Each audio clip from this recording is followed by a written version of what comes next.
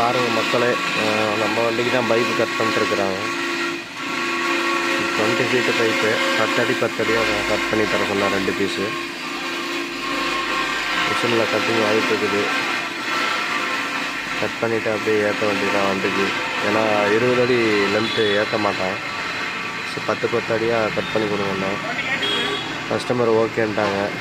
இப்போ கட் பண்ணிகிட்ருக்குறாங்க பீஸை.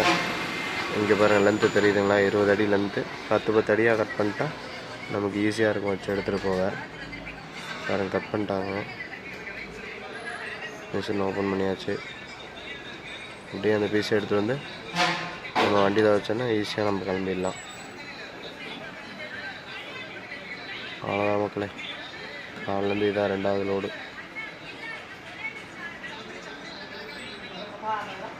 பாரு, ஒரே போட்டாப்புல